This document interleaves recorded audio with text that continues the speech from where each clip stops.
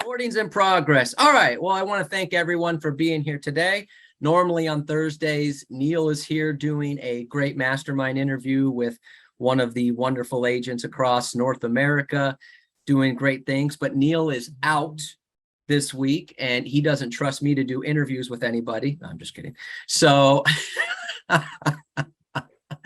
So what I did instead is I thought I'd do something a little bit fun. Now, we've been trying to put this together a few different times and it keeps getting canceled. But I asked Melinda and I asked Jack, Melinda, Elmer, Jack Mott, to join me today to do an objection handling workshop. Now, first of all, I want to thank Melinda, thank Jack for saying yes. And for those of you that don't know Melinda, don't know Jack, the Reader's Digest version of them is they're really good at what they do. Okay, great. We're going to move on.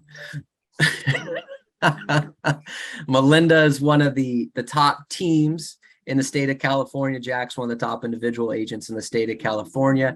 We're very, very pleased to have them within the company, and I'm glad that they're always here to share their valuable information. So first lesson for those of you that are a top, in a top producing role and you're like, oh, I want to keep all my secrets myself. That's dumb. Okay. So be willing to help people the same way Jack and Melinda are. Hey, Melinda, I'm curious. Are you concerned that if you give out any secrets that anyone's going to steal business from you? No. Jack, you concerned that any of these people are going to steal business from you? No, and actually I like sharing because it forces me to keep pushing forward. Oh, there you go. Good. He's also amiable. So that helps a little bit as well. All right. So, but they're really great at what they do. They're great at handling objections. Handling objections for me personally is one of my strong suits. So I figured the three of us could kind of get together and have a little bit of fun and handle some of the common objections that come up in the market today, and then also let you kind of fire some objections at us, and then we can kind of handle those as well. Now, here's the rule that the three of us have come up with. We have to handle the objection a different way than the previous person, and we have no idea how the previous person is going to handle the objection. So if Melinda goes first and she handles it one way, Jack has to handle it a different way, and then I have to handle it a different way than the other two. So this could get fun, especially being the fact that all three of us have shared the objection handlers at some point in our careers. So this could be really interesting. Can I always go first? What's that? Can I always go first? You know what, Jack, you're more than welcome to go first. I just figured Melinda would go first because you might be too nervous. But yeah, you do whatever you want there, buddy boy.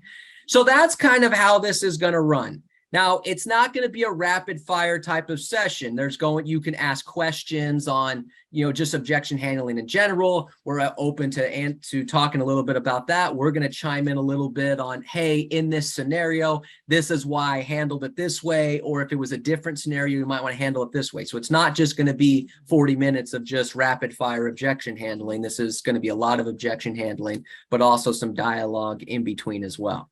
So that's kind of the gist on how this is going to work. So what I would encourage everybody to do is, if there is a specific objection handler that you would like to hear us handle, throw it in the chat box. We'll try to get to as many of these as we can. We're going to obviously handle the basic ones that everyone gets, and then kind of go from there as well. But here's the first thing that I want to say about objection handling, and then the three of us will get into this, because this is vitally important when it comes to objection handling. This is note number one and the most important note when it comes to handling objections. So I would recommend everyone write this down. The best way to handle an objection is to not get one. Okay. Well, Robert, that doesn't make any sense. It does. Hear me out. There is a direct correlation to the quality of your presentation and the number of objections you get. So before you learn how to handle objections, I would spend a lot of time working on your listing presentation, which includes pre-qualifying. Because I forget who said it. Maybe someone here can remind me, because I've been to a number of retreats, so I forget these things. But someone at a retreat a few years ago said pre-qualifying to them is the listing presentation. The listing presentation is just to get the paperwork done.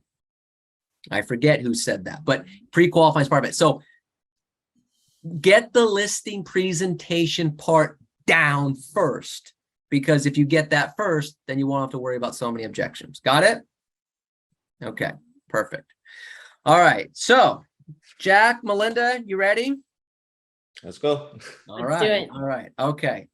All right. So let's start with a basic one. I see a couple of objections coming in. Let's start with a basic one. All right. So who wants to go first? Jack said he wanted to go first. I volunteered earlier, right? I don't know. Jack's on the spot.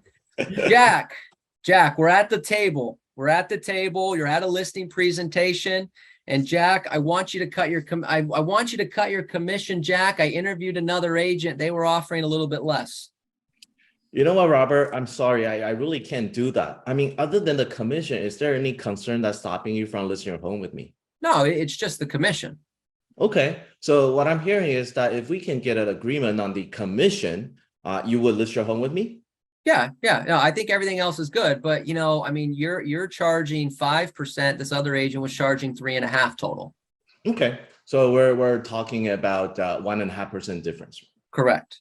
So let me ask you this, Robert. If I can show you how by listing and selling your home with me, I can, even after that difference of 1.5%, I can actually put more money in your pocket. I mean, it'd be a no-brainer to list your home with me, right? Yeah, sure.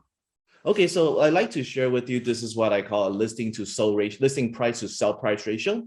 Okay. And based on this, as you can see, I'm averaging about 2.5% higher than the average agent. Okay. Do you know what that means? So you're getting sellers 2.5% more money. That's for one. And at our price point, 2.5%, I'm getting you 1% more. And at our price point, you're looking at almost $10,000 difference. I mean, Robert, what would you do for that with that $10,000? Well, it's not really up to me, but I'm sure my wife has plans. That's definitely a good answer. And can you see how the benefit of listing your home with me? Yeah, that makes sense. Yeah, so if there's no other question, all we need to do is sign here. All right, sounds good. Oh, Jack went with the numbers thing, which I know the person going next is her favorite. So I'm curious to see how she handles this one. Well, but I could do a variation of it, right? Melinda, I want you to cut your commission. The other agent, I interviewed another agent. They were a little bit less on the commission. You're right. And I'm curious, Robert, did you get a chance to review the agent report card that I sent over to you before we met? You did. I did. It looked very good. Great. And as you saw on that report card, the other agent on average is listing for 102% of list price. So meaning that when they sell a home, they sell for 102%. Now, that's pretty good, wouldn't you agree? That is pretty good. And yet I'm averaging 106% of list price. Right. So that ends up putting 4% more in your pocket. So what would you say is better? Saving 1.5% on your commission or making 4% more, which equals about $30,000 for you? Well, I'd rather make 4% more than the 30,000. Great. All we need to do now is sign the contract so we can help you get what you want in the time you want. Won't that be great? That would be great. Sign the contract. All right. Good job. All right, give it to me. Well, Robert, I mean, the other agent told us they were going to do it for like 4%. So, we'd list with you, but we don't want to pay that much. Okay, got it. So commission is certainly a concern for you. So Melinda, let me ask you this. Other than commission, are there any other questions? No. Okay. So if we can come to an agreement on commission, would you sign the contract with me tonight? Yeah. Okay, perfect. So the other agent you said was 4% total, correct? Correct. Okay, great. And mine was, I had it around 5.5%. So we're talking about 1.5% difference, correct? Right. Okay. So, Melinda, let me ask you this. Did the other agent give you a step-by-step plan of action that I did on 25 points on how I'm going to get your home sold? Or did they do a bunch of vague statements like they're going to do a ton of marketing? Well, no, they didn't give us a step-by-step plan of action. No. Got it. And did they in that, so they probably didn't tell you that they're also going to contact 200 of your neighbors, asking them if they know someone who wants to move into the area, correct? Well, no. Okay, great. And did they mention to you that they're going to send your listing to every agent in their company, which is the #1 producing office in Los Angeles County, who all might have a buyer for your listing? No. No, they didn't say that as well. Okay. Did they also mention that by listing with our office, it's going to go out to 14,000 offices worldwide? So not only are you going to get the local exposure with the MLS, you're going to get the international exposure? Well, no, they didn't say that. Okay, great. So Melinda, let me ask you this. I got a step-by-step plan of action. I'm going to call all your neighbors. I'm going to call everyone in my database. I'm going to have it sent out to everyone in my company, and it's going to go out to 14,000 offices worldwide that might have investors looking to purchase here. Do you think all of that is worth 1.5%? Well, if it's going to get me more money, then yes. Yeah, absolutely. So great. So all we need to do now is simply sign the contract so that I can help you get what you want in the time that you want. Won't that be great? That'd be great. All right, sign the contract. Questions on how any of us went over that objection? I have a question for Yes. Melinda. So I know she was comparing numbers with the other agent that was getting. Is that something you asked prior to the listing, as far as who are they interviewing? Yeah. To kind of compare your numbers with their numbers. Yeah, if they said they're interviewing other agents, I try to find out who they are interviewing. Okay, I see. Okay, there you go. So it's all in the prequel. Are you planning to interview another agent for the job selling your home? Yes, great. Oh, would you mind telling me who it is? Because then I can do that agent report card, and you could do that in the MLS or InfoSparks to find that stuff out. Vitally important. So, but I want to try to make this a little bit simpler as well. Melinda, give me that objection. Give me the cut commission objection one more time. Robert, we want you to cut your commission. Okay, got it. So Melinda, let me ask you this. I mean, what do you have in mind? What do you think is fair total commission? Well, they told me they would do it for 4.5%. So, I mean, that seems fair. Okay, so if I agreed to do it for 4.5%, would you sign the contract? Yeah. Okay, great. Sign the contract. Okay. Because all I asked was what's fair. Sometimes we're handling the objection and because we think they want us to go down to 1 or 2%. Let me ask you a question. Would you take a listing if you got 2.5% on the listing side? Yes or no? Yes. Would you take a listing and be okay giving a buyer's agent 2%? Okay, great. What's 2.5 plus 2? Yes. 4.5. 4.5. She said 4.5. Done. There's no reason for me to handle it. So don't always assume they want you to go to 1 or 2%. Like, okay, let me dig my heels in here. I got to prove that I'm worth this much more money. It might be as simple as that sometimes. That make sense? All right, good. All right, so next one. Melinda, your price is too low, Melinda. We got to list it higher. You know, I can appreciate that. And I'm curious, based on all of the information that we've gone through today, what price do you absolutely have? Well, I need to have 900,000.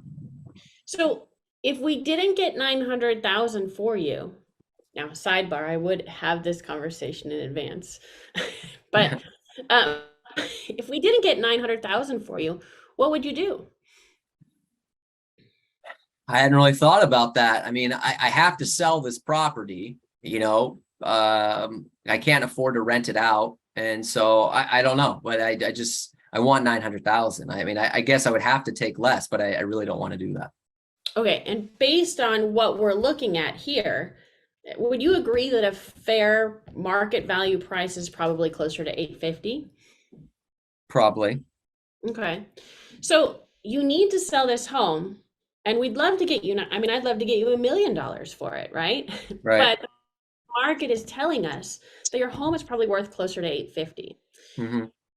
So if after 2 weeks, if let's just say we put it on the market for 900, and if after 2 weeks we get no offers and not a lot of showings, what are you going to do with having to move? Well, I won't be able to. So we need to make sure that this is priced correctly so that we open the market and get as many buyers in your home as possible versus narrowing the market. Right. And ultimately, the market is going to tell us if we're priced right or not. Would you agree? Yeah. So the good news for you, Robert, is that you don't have to take any offer. We could put the property on the market for 800,000. And if you got 50 offers, you could choose one. We could put it on the market for 850 and get no offers or get a few offers, or we could put it on the market for 900 and get no offers. So my question is ultimately, do you want to have a bidding war or not have an opportunity to negotiate any offers at all? Well, bidding war, of course. Okay. So let's go ahead and list the home today for 850 and open the market and get them to buy your home versus what else is out there. Does that sound good, Robert? Sounds fair. Okay, let's sign the contract. All right. All right. Good job. Good job. Good job. Jack, your price is too low, Jack. I want to list it higher. Okay, Robert, I understand you think the price is a little bit too low. Tell me, what price do you want to list at? Well, I was hoping to get 900. Okay, and just so we're on the same page, are you looking at 900 because that you feel like that's what the comparable is telling you, or is it that what you want? Well, no, that's what I want. Okay, and what would happen if the market doesn't bear the price? What would happen if 3 months later and we're sitting here and then we're not getting that 900? What would you do? I don't know. I guess I'd have to reduce the price. And you know what? As you probably already know, most listing gets the most offer within the first couple of weeks of a showing, right? Did you know? Right.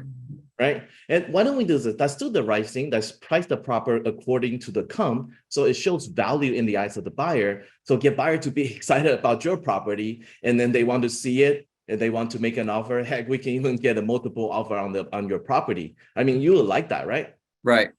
And the more offer we get on your property, the higher the price we're going to push it, right? Right. Yeah, that's the right thing. That's listed a property at 850, and then that's expect those offers to come in. All right, sounds good. Damn it, Jack, you took mine. Dude, that was what I was gonna go with. Are you basing that price on the comps or what you want? Okay. All right, give it to me.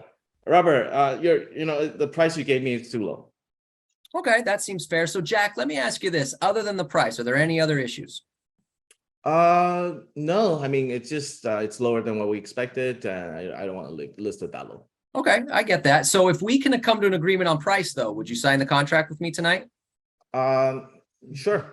Okay, perfect. So I have it listed at 850. You want to list it a little bit higher, correct? Mm-hmm.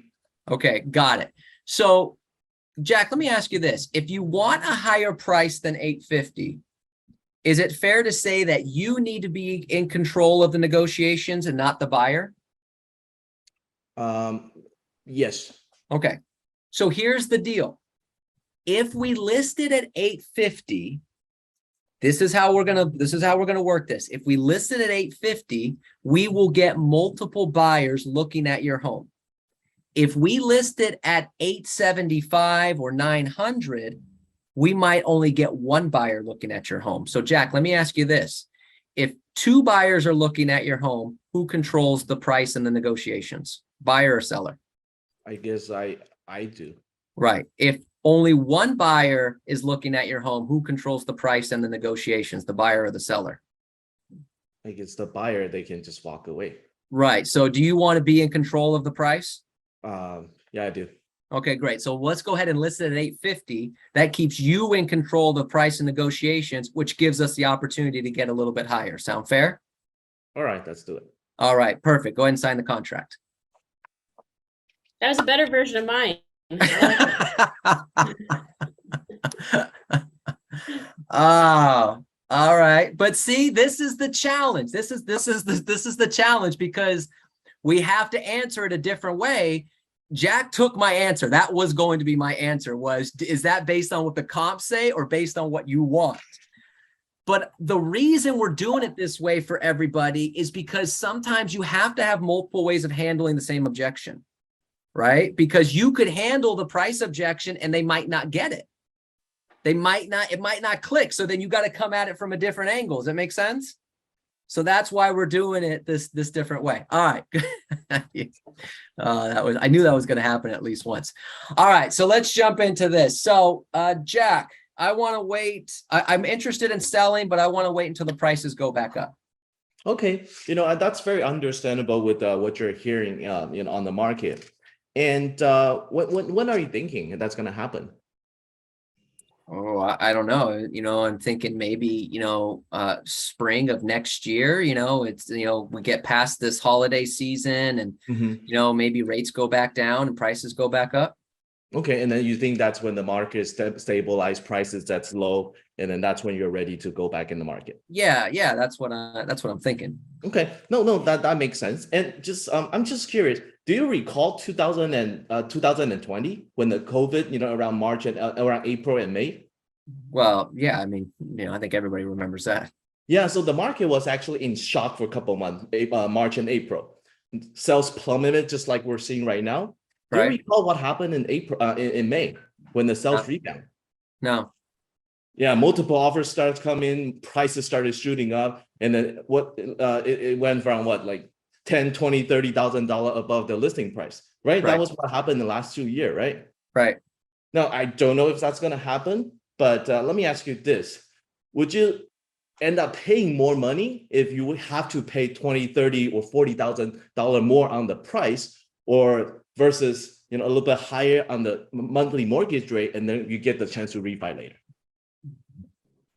Well, no, I don't want to pay more. Yeah, that's still the right thing. Let's start looking. I mean, there are a lot of opportunity to be had, especially with some desperate seller on the market. I think you can get a heck of a deal right now. And you know what the best part is? What's that? You're in control. You have the option. If you see the property that makes sense, we can jump on it. If the number doesn't make sense, then hey, you can still wait till next year and then hoping the price doesn't jump. Okay, sounds good. Okay, let's schedule a time to look at the houses. All right, good.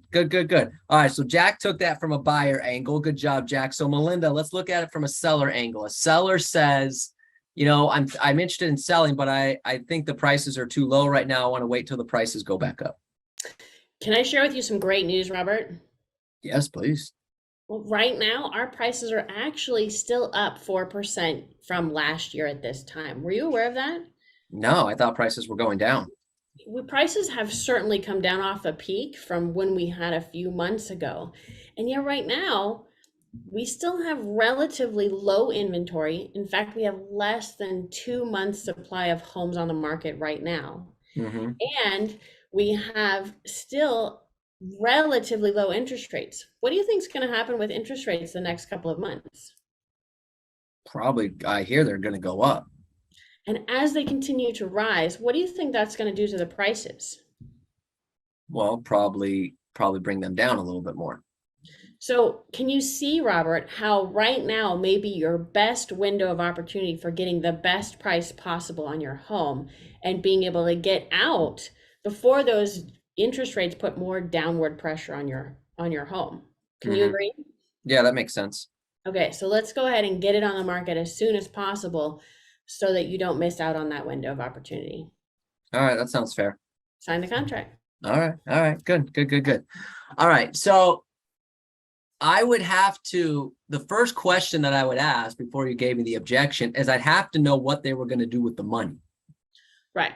Okay, so let's say, if somebody were to say this, well, I want to wait for prices to go back up, my first question would be like, okay, if you sell this house, what are you going to do with the money? Because that's really going to be the determining factor on how I can get it to move faster. Okay, so I need to know what they're going to do with the money. But in this particular case, in my mind, you were moving out of state or something. You weren't like staying here. Okay, so let's do it. Let's do it. Give me the objection as if you're an investor looking to cash out, but you want to wait until prices get higher. Perfect. Okay. All right. So give me the objection. Well, I think I'm just gonna rent it out again, and rather than sell it now, because prices keep going down.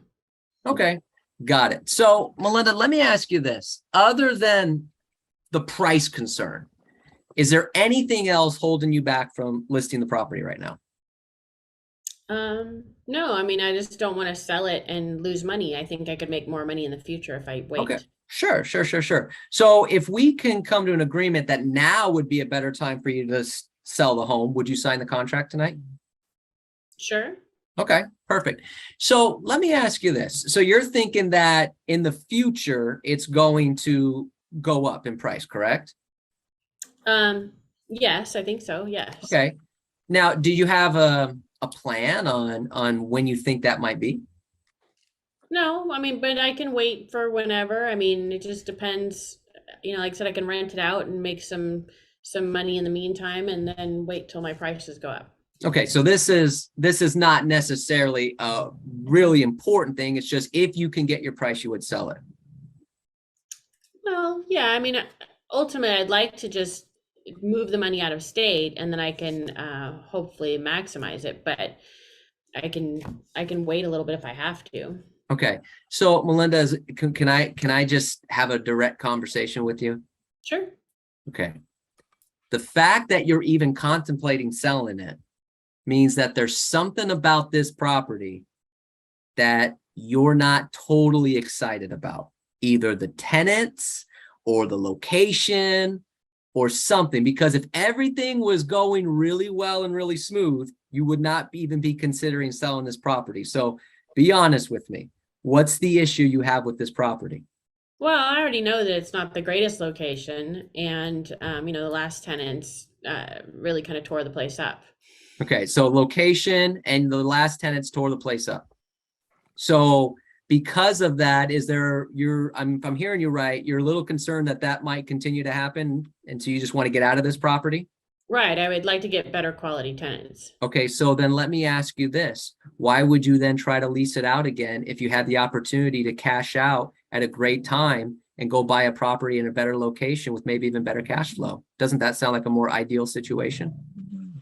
Yeah, I think you're right. It does. I mean, real estate's your biggest asset, right?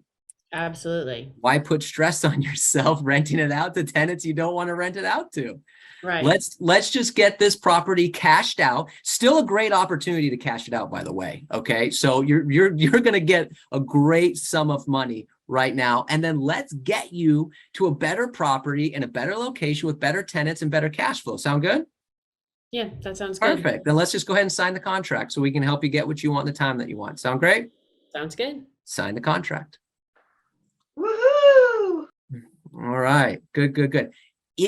So you have to be able to have a direct conversation with some people. Selling sucks. Okay. Selling a home is miserable. You have to clean it up. You have to put it on the market. You have strangers coming in. You have to deal with real estate agents. Okay. Selling the home is not fun. They're not thinking about selling it unless there's something at that house they don't like. Figure it out. Make sense? All right. Good. Melinda, Jack, anything to share so far on what we're doing? Well, with that last one, there is one other way that I go about it. And if they're moving their equity from one property to another, I'm just like, it doesn't matter because you're moving your equity from one property to another. But Got it. yeah. Got it. Okay, perfect. All right, so let's jump into the next one. So this one we certainly get a lot is that if I sell my house, where am I going to go? Not sure where I'm going to go. Everything's so expensive and the rates are too high. So Jack, I'm interested in selling, but the replacement properties are so expensive and rates are so high right now. I don't know if now is a good time to do that. Yeah, no, that's definitely an important question to ask, Robert. But tell me more about it. Like, why were you even thinking about leaving your current house? It's too small. Okay. Too small. I mean, we just had a baby girl, and the house is just too small, and I'm already thinking kind of ahead of time. She's going to need a bigger room and closet space and things like that. I just, I think the house right now is just a little too small. Okay. Sorry about that. I don't know what happened. I don't know if you heard that or not, but so, yeah, this lost my train of thought. Yeah. Tell me more. How many bedrooms do you have in your current house? Well, right now it's a 2-bedroom, it's a 2-bedroom house.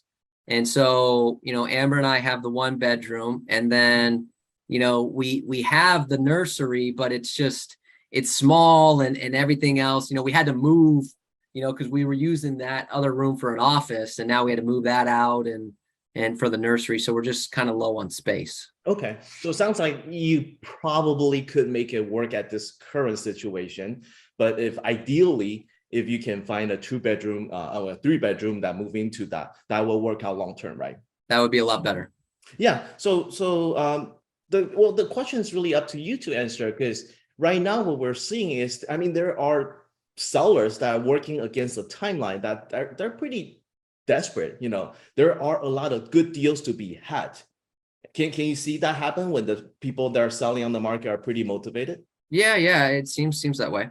Right. So there's an opportunity. We can save you some money on the negotiation side, get $20,000-$30,000 off that listing price.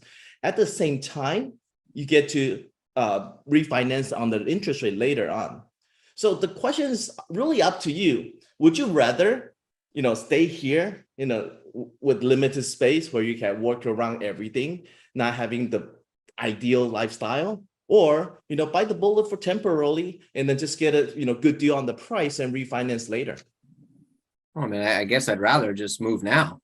Yeah. Okay. So I'll send you some listings so you can take a look. And then, if there's anything you like, we can definitely go check it out. And do you know what the best part is?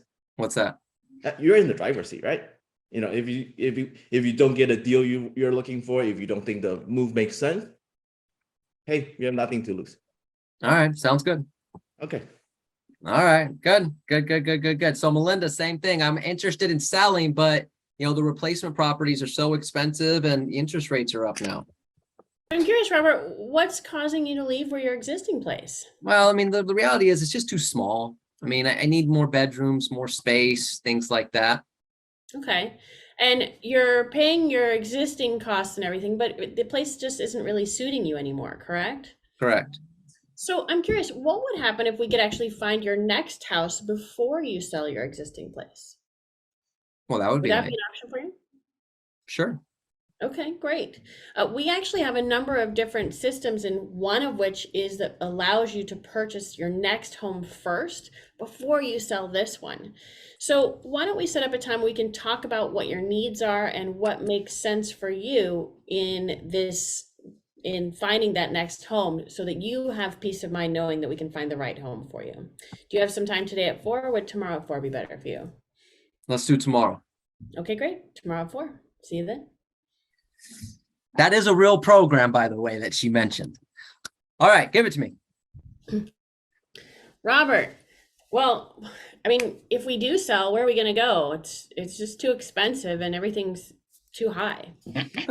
Okay. No, that makes a lot of sense. I hear that a lot. So Melinda, let me ask you this. Other than the concerns on the replacement property, are there any other issues on listing this house? Yeah, we just don't know where we want to go or if we could even afford it. Okay. So if we figure out the benefit of finding a replacement property, would you sign the contract with me tonight? Yeah.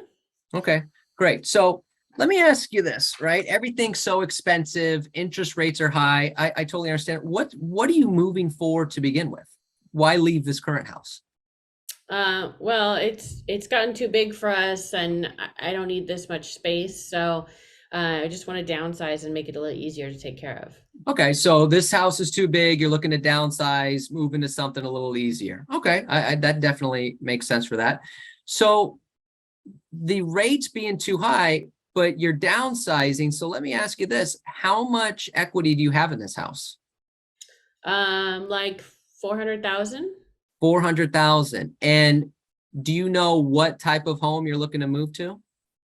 Well, I'd love to live closer to the beach and be like in a condo or a townhouse type setup. Okay, got it. I bring that up because at a $400,000 equity, and you're using all that for the down payment? Yes. Chances are your mortgage balance isn't going to be very high to begin with, right? Well, no, not super high. Okay, so because realistically, the difference between a $200,000 mortgage and a $100,000 mortgage on a 6% interest rate is only a couple $100 a month. Okay. Now that doesn't seem too shocking, does it? Well, no. No, but the benefit is you, for only a couple $100 a month with the higher interest rate, we can get you out of a house that you're not happy in and into a house that you are happy in. So for a couple $100 a month, isn't it worth it to be in a house that you're happier in? Yes, definitely. I mean, for a couple $100 a month, I think everybody would move to the beach. Yes. Right? Yes, for sure. Okay, great. So let's just take advantage of this opportunity. Now, here's the other really, really great thing, if you don't mind me mentioning. The rates are a little bit higher right now, but do you remember the last couple years when rates were really low? Well, yeah, everybody does. Right. Do you think it was possible to buy a home in the last couple of years contingent upon selling another one? I think it was really hard. It was impossible. Really hard would be the nicest way to put it. Mm-hmm. So if rates go down again, isn't it fair to assume that that situation is going to happen again? Yeah, I could. Which means you're now stuck in the larger home because you can't go buy the next home because you can't make a contingent offer. Is that, you understand what I'm saying? Yeah, I understand. So right now you have a wonderful opportunity, a window of opportunity to sell this home, make your offer on the beach house contingent upon you selling and being able to get that offer accepted. Doesn't that sound great? That sounds good. Let's make this happen. So let's go ahead and sign the contract so I can help you get what you want in the time that you want. Won't that be great? That'd be great. Perfect. Sign the contract. Okay. Has anyone picked up what I've done at the very beginning of every objection? Yes, you asked for the motivation. Right. But what do I do before that? You're boxing in. I love Every single time. Yeah. I haven't missed one yet. Boxing them in every single time. All right, we got time for maybe one or two more. So let me give you a prospecting question, Melinda and Jack. So you're on the phone with a contact, and they say, you know what, we've already got an agent. I mean, what do you do differently? Why should we even meet? So Melinda, you're trying to set the appointment, but they say, you know, well, what do you do differently? Why do we even need to meet? I already have an agent. That's a great question. And Robert, I'm curious. Do you get second opinions when you go to a doctor and they give you a result that you don't want to hear? Well, yeah, of course. This time is just like that. So in something as important as selling your home, don't you owe it to yourself to get a second opinion? Yeah, that makes sense. Okay, great. I can do that for you this afternoon. Would 3 or 4 be better for you? I guess 3. Okay, great. There we I'll go. see you. All right, second opinion. Jack, I already have an agent, Jack. I mean, what do you do differently? Why do we even need to meet? I use the second opinion. Okay. It's not the rules, Jack. You got to do something different. Okay. Robert, no, that makes perfect sense. I mean, if all I'm doing is just like the other agent, putting them on the MLS, putting them on hundreds of websites out there, share with the office. I mean, there's no difference between me and the other agent. I mean, of course, there's no point for us to meet. Right. But did your agent share with you a marketing plan that's aggressive and then not passive, just kind of waiting for things to happen? No, they haven't shared that. No, right? Yeah, this is what I do. You know, I utilize a proven marketing plan that's active.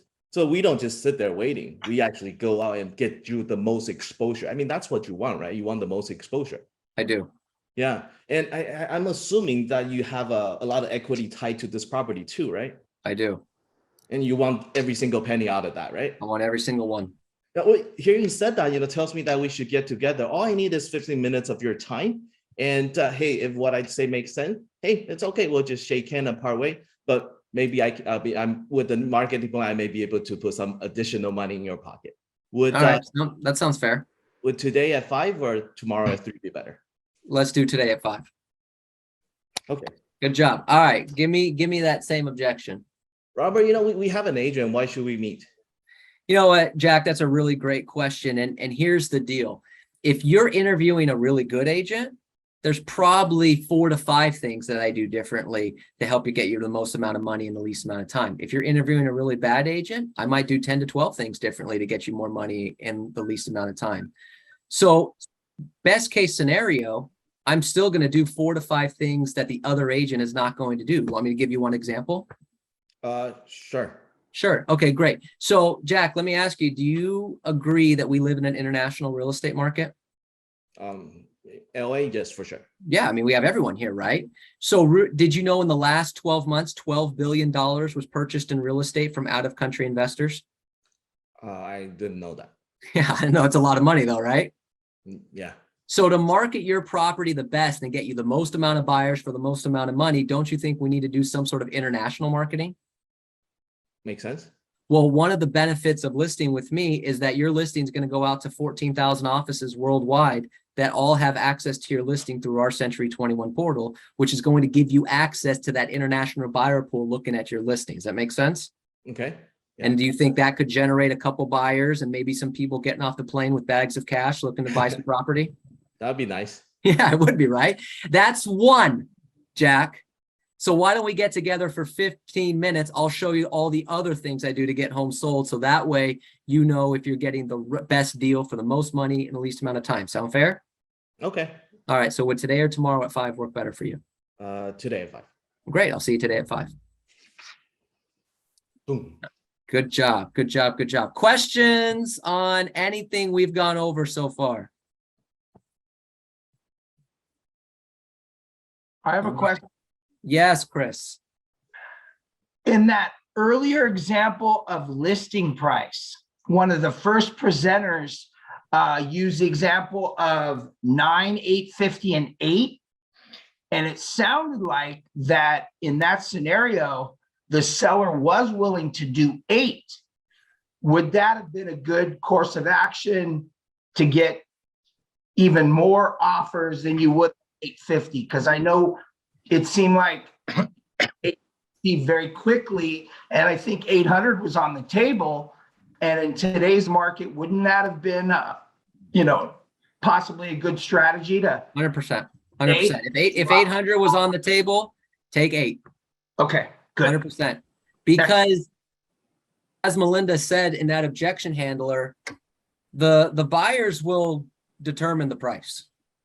And it's this, because if you go and look at the MLS, yes, there's a lot of price reductions, but there's a lot of green arrows too still, which means buyers bid it up. So if it's priced low enough, they're going to bid it up. It's going to end up going for what it's worth. So yes, 100%, 100%. Good question. Thank you. You're welcome. Any other questions for Melinda, Jack, or myself? Specifically for Melinda, because she's got 1 minute. Question for you 3 guys.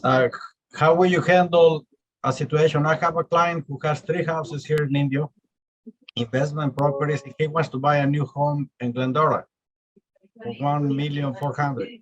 He wants to sell 2 of those properties, but wants to do a 1031 exchange. But the time frame for the new house and how this other one's gonna sell this doesn't match. So how will you handle that to manage it? You can't. You have to just find out when the 1031, the numbers would match, and then sell it at that time. If he's trying to do a 1031 exchange, you can't mess with the numbers. So if the house being built in Glendora is going to be done on this day, work backwards and figure out we have to close on this house. The earliest we can close on this house is this day. Okay. So, but here's what I would do, Juan Carlos. I would still get the contract signed. So here's what so Juan Carlos. So here's the deal.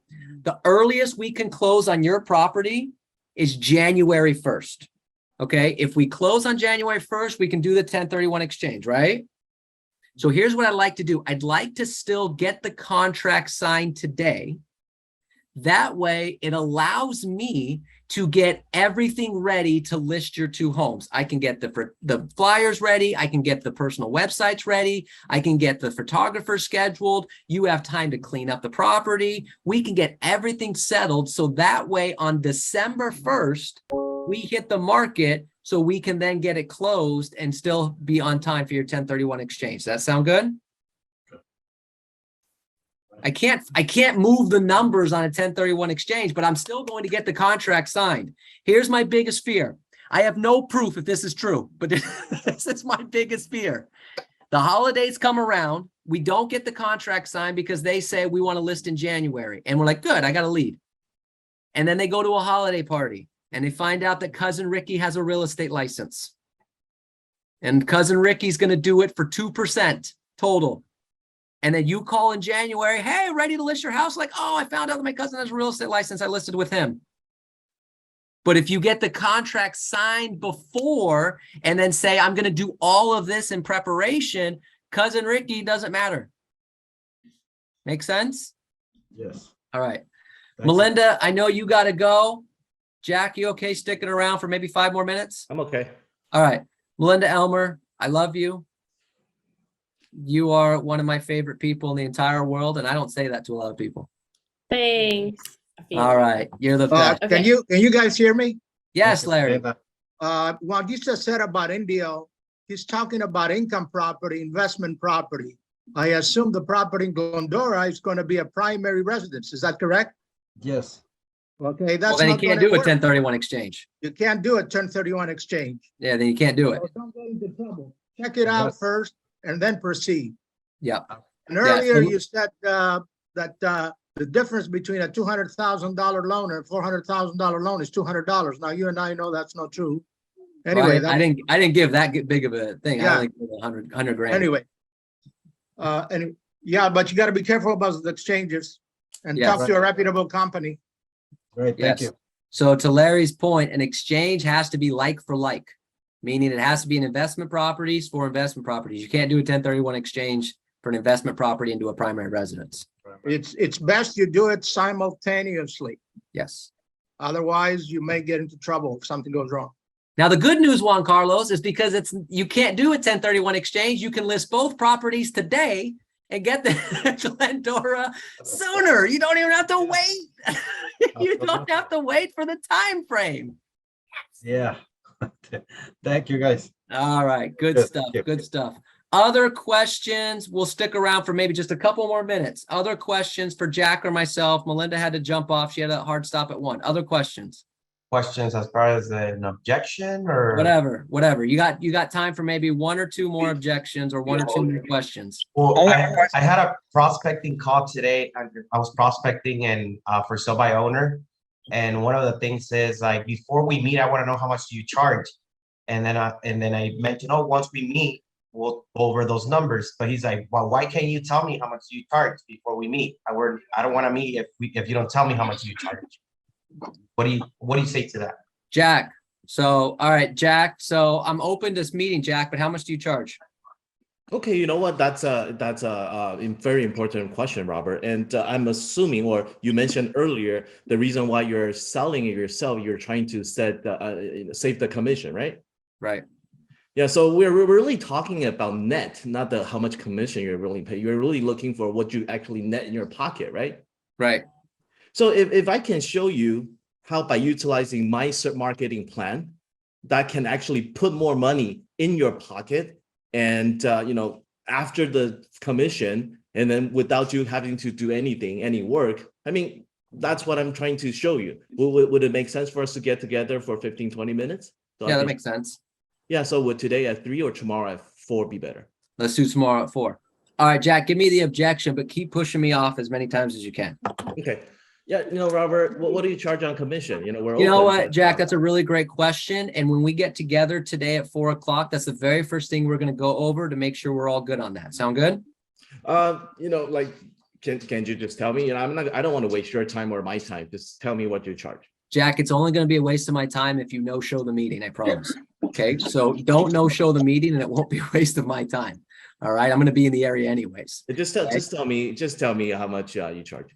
Okay, so before I tell you, can we come to an agreement on one thing? Okay.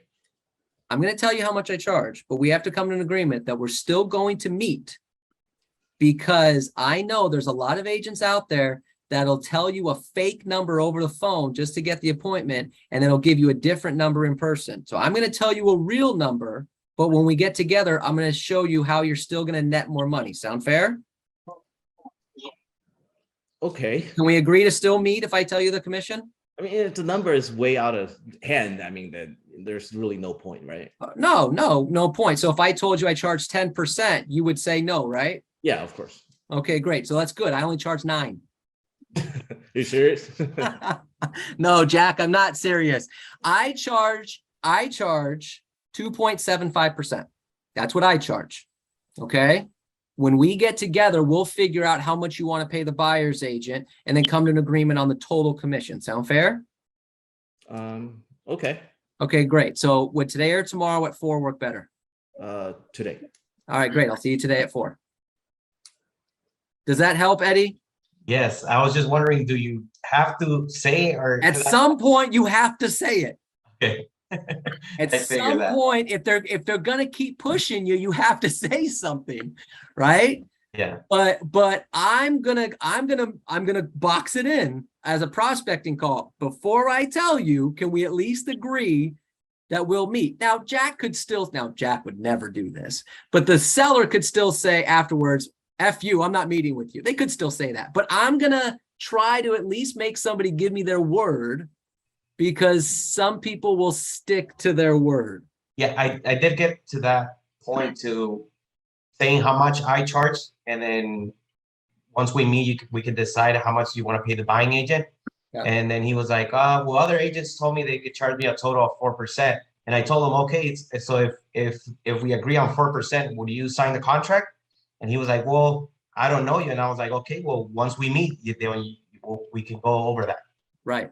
But that's exactly why I added that line of making sure we still meet, because and then I said after that, because I know some agents will say a really low commission just to get the appointment, right? So I'm planting that bug in his head. Like, wow, that's right. So I'm going to say mine. But now here's the key for everyone to understand. I said my commission. Because if I told Jack, oh, I charge 6%, Jack's going to hang up the phone.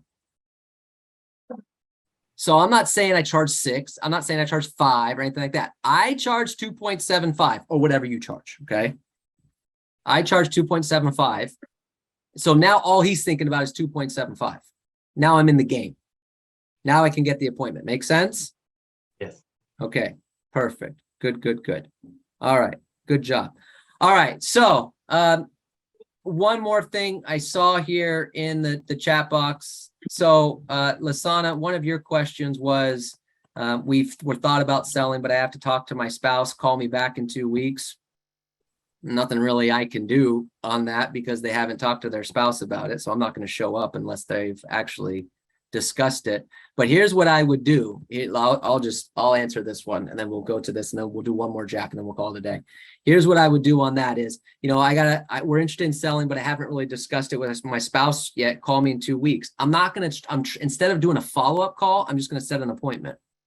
So okay, great. Well, you know what, Lasana, instead of me calling you back in 2 weeks and then you tell me to call you back in another week and then we meet after that, why don't we just do this? 2 weeks from today is Wednesday, the 27th, Thursday, the 27th. How about I just show up Thursday, the 27th at 4 p.m. You and your husband will be there and we'll just discuss it together. So I'm eliminating the follow-up call. I'm just going for the appointment. Okay. That's the best thing I can do in that scenario. Now I'm going to do one more little quick thing and then Jack and I will do one more together. Hey, Robert. Hold on one second, Michael. Yeah. Here's a great close on setting the appointment. This is really good and really important. Wow, Robert's got an ego. Sometimes this is really good and really important on setting the appointment. Give 1 day and 1 time. 1 day and 1 time. So why don't we get together Thursday at 4? Okay, so this kind of goes to what Lasana was saying. How do we call me in 2 weeks? How about Thursday at 4? 1 day, 1 time. Here's why. Because if they object and say that's not going to work, then you kind of do a box in of saying, okay, is it the Thursday part that doesn't work or is it the 4 p.m. part that doesn't work? Because now they don't really have an out. Well, it's the 4 p.m. part that doesn't work, which means Thursday works. Okay, so 4 p.m. doesn't work on Thursday. Yeah, because my spouse doesn't get home till 5. Okay, great. Then Thursday at 6 would be fine. ¿O le contestó? Okay. So exactly my thoughts. So, but if they say no, that's not going to work. Is that the Thursday part of the 4 p.m. part doesn't work? They say, well, Thursday doesn't work. That means they're telling me the 4 p.m. part does. Okay, great. Well, then why don't we do Friday at 4? Does that make sense? That Yeah. works really well. Okay. All right. Good stuff. All right, Jack, let's do one more and then we'll call it a day. I know people got more objections and I apologize that we're not going to be here Don't forever. forget about me. Michael, go ahead, Michael. No, I was saying in the objection that Melinda handled, when you said I had a 2-bedroom, and I guess it was you, the seller, and, but I cannot move right now because prices and rates are too high. One of the things that is an advantage for us right now, I guess we know we learn a little bit about loans. People can get into a property with, with a 2-1 buy down. People can pay very low rates on the first year. And Yeah. we can know that people can, that can help them to make the decision faster.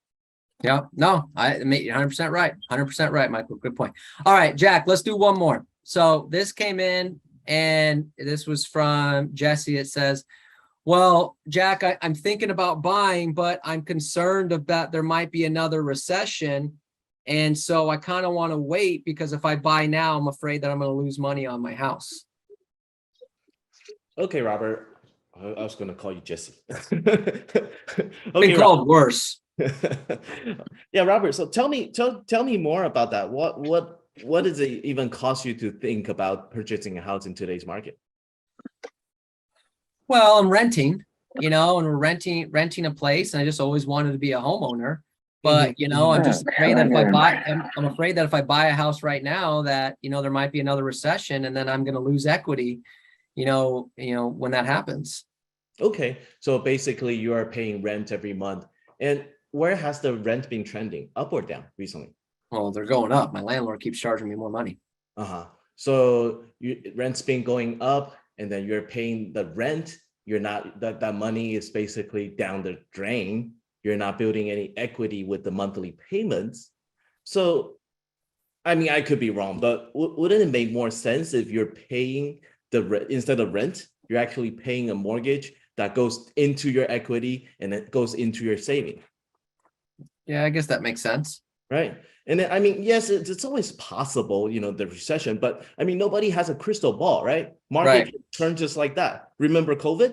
Right. It went from like rock bottom and then to the hottest sellers market in years. Yeah. So that's the right thing, let's get out there. Let's get out there. Take a look at some houses.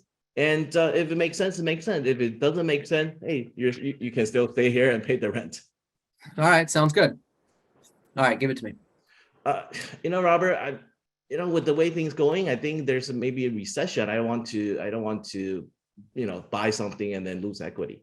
Okay. That sounds fair. I understand that. So Jack, let me ask you this. Other than the concern of losing money, is there any reason why you wouldn't purchase a house right now? No. Okay, great. So if we can come to an agreement that now is the better time to purchase, even with the potential of losing money, you would go out there and write an aggressive offer? I guess we could do that. Okay. So Jack, let me ask you this. So you said you were renting right now, correct? And you're looking into buying a house. So this house that you're buying, is this a short-term purchase or are you plan on keeping this for a few years? It's going to be long-term. Okay, great. So let's just say you're right, Jack. Let's just say you're right. And in the short term, there's a recession and prices go down, which would be no good. Over time, do prices go up or down? Up. So is it fair to say that 10 years from now, home prices are going to be worth more than they are today, 10 years from now? Probably more. Okay, so even if you were right and the price did go down next year because of the recession, you said you were keeping this long term, 10 years from now, you're still going to have a home that's worth more than it is today. And you want to know what's even better? What is it? You've also been paying down the mortgage amount. So now you have a higher price, a lower loan. So 10 years from now, you're sitting on a ton of equity. Make sense? Okay, I can see that. Now, doesn't that sound better than waiting? Yeah. Okay, great. Then let's go out there and let's find some properties. Jesse, are you ready to go see properties? So let me do this one more way, and then we're going to call it a day. Let me do this one more way. So Jack, there's 3 possible scenarios to waiting. Okay, can we go through those? Okay. Can we agree that interest rates are on the rise? Yes. Okay, great. And interest rates are going to keep going up. Let's say that is an agreement, right? Mm-hmm. Okay, great. So there's 3 options to waiting. Option number 1, interest rates go up and prices go up a little bit. So, which means that let's say you qualify for 600 today, the rate goes up, which means now you qualify for 575 and the home price is worth 625. So the home you could have got today, you're now $50,000 apart. Make sense? Mm-hmm. So you can't buy it. That's option 1. Possible option 2 is that rates go up and prices remain flat, which means that the $600,000 house today, you now only qualify for 575. That house is still worth 600,000, which means you're $25,000 apart, which means you can't purchase it, right? Okay. Yes. Okay, great. So now let's go to possible option 3. Rates go up and prices go down a little bit. The rate goes up. So now you qualify for 575, the price goes down and the home is worth 575, which means you can still purchase that home for the same price, which means you break even, correct? Mm-hmm. So in the 3 possible scenarios, you lose in 2 and you break even in 1. Based on that situation, Jack, do you think it's worth waiting? Never thought of that. Yeah. Okay, great. So let's get out there. Let's go find some property. Okay. Okay. When the rates are going up, those are the only 3 options. Now, yes, we're in a market where things are slowing down. So the option of prices going up in the next 6 months might not be accurate, but in some areas, prices are not stumbling. So you might be in an area where prices are still going up a little bit. Melinda said in her area, the prices are actually up 4% year over year. So it still might be up a little bit. Make sense? All right, beautiful. All right, we're at 118, so we're a little bit over. But I hope it was worth it. All right, so what I'd like everybody to do, this is not for me. Melinda's not here, but let's pretend Melinda's here and Jack Ma is here.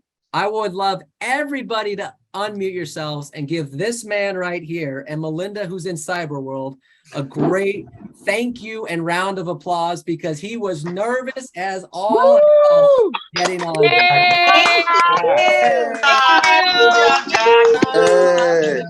job.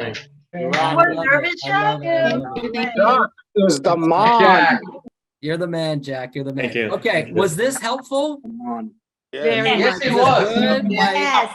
We kind of just threw this together. I thought it would be helpful, so I'm glad that this is good. Should we do another? Should we do something like this again? Yes. Absolutely. Yes. Absolutely. Jack's the only one that said no. You're awesome too, Robert. Yeah. You tell that's You all. guys have a lot of creative ways of just bringing it back, which is great because everybody's personality is very different. So it gives us the opportunity to choose like how to say it instead of being repetitive. Sometimes we feel repetitive.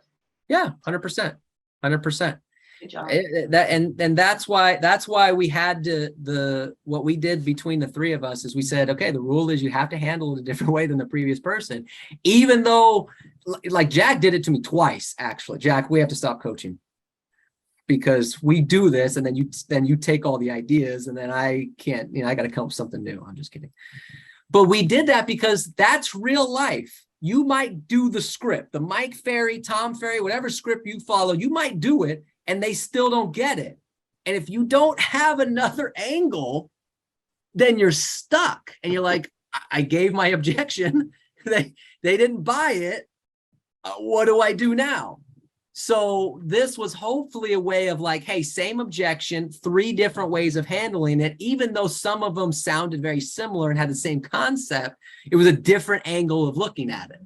So that was the goal of hopefully that helped out a little bit. So Definitely did. It really helps with the thought process of why you're saying what you're saying, rather than just coming from a memory that disappears when you get a little more pushback. Yeah, absolutely. So So beautiful, Robert. It was like a great boxing match. You know, they were throwing the punch and just rolling with it. You know, it was beautiful. There is no objection you can throw me that will catch me off guard. It is just impossible to do. It was nice. It's just not. You just can't do it. Here's what I was paying attention to, and this will be the last thing because we'll get going here. I was paying attention to this one thing between Jack and Melinda because I know I didn't do it. When the objection was thrown at them, not once between the three of us was the first word out of our mouth, not once. Not once. The objection came, all three, boom, right into it. I'm telling you, some of you don't think that's a big deal. It is a big deal. If the first words out of your mouth are because instantly it loses a little bit of the credibility. Okay, you have to be able to jump right into it. All right, good stuff. What I saw was that you guys always agree, like, oh, that's great, or that kind of gives you that thought process where you don't have to you know, like you think about it, oh, that's great, but you're already thinking about what you're gonna say. That's it. Wasn't that Eddie? It's exactly what Melinda said yesterday. I had Melinda and Jack on a 5-minute call yesterday. I said, hey, I just want to let you know, here's the format.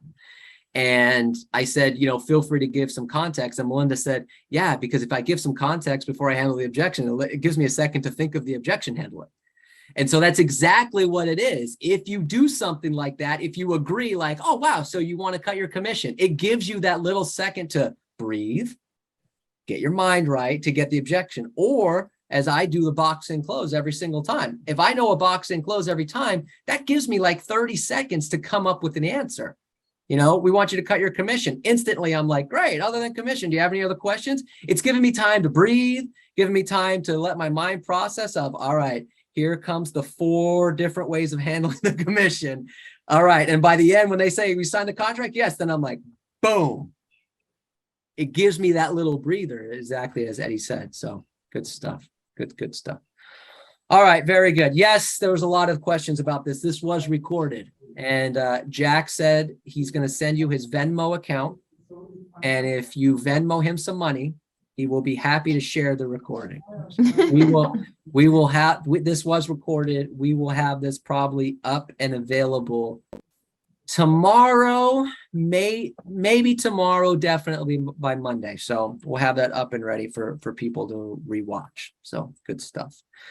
All right, everybody. Jack, you're the best. Thank you very much. You are fantastic.